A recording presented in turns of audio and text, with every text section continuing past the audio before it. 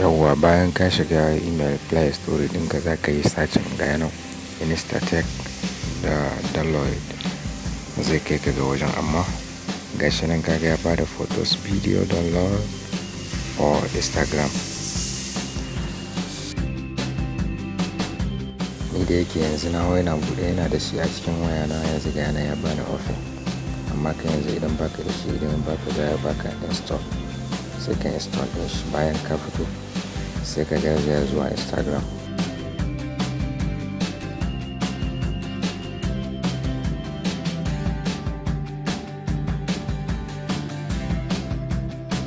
Ka shigo Instagram sai ka shigo ka zaɓi bidiyon da kake so.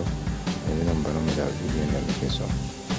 Ga wani bidiyo nan yanzu ga can kun ga na alama dogo guda uku na za ku danna sai ba ku shiya, sai ku danna shi a gane shi ma za muku alama dan ku gane. Bayan ka danna shi zai kaka ga wajen application.